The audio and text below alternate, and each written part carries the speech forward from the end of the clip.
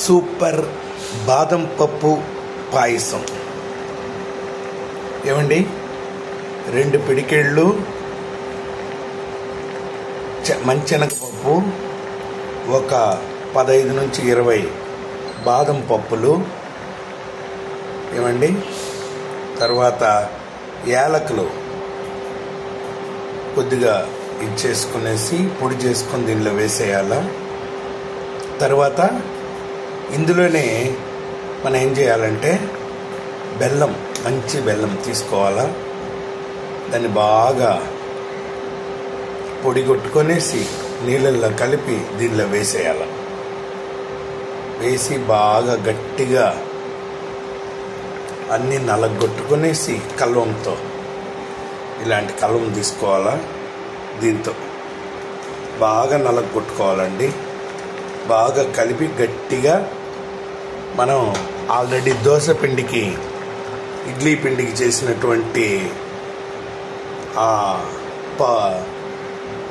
దానిలో దీన్ని ముంచి మనం దాన్ని బూరెలు చేసుకోవాలి. గారెలు, బూరెలు అంటారు వెస్ట్ గోదావరి వాళ్ళు. మనం సుగీ వంటలు అని అంటాం. మన ఏరియా వాళ్ళు వచ్చేసి దీన్ని సుగీ వంటలు అని అంటారు. చాలా బాగుంటుంది. అది నూనెలో వేయించుకొని తినాలి. చూడు, బాదం పప్పులు తేలుతూ ఉన్నాయి. అన్నీ మెత్తగా అయిన తర్వాత బాగా కొంచెం పక్వానికి వచ్చిన తర్వాత బాగా టేస్ట్ రావాలంటే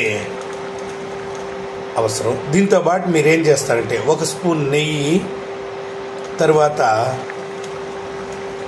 కొద్దిగా మీకు బాగా ఇష్టంగా ఉంది అని అంటే ఇంకొక స్పూన్ చక్కెర కూడా వేయచ్చు, ఇంకా బాగుంటుంది.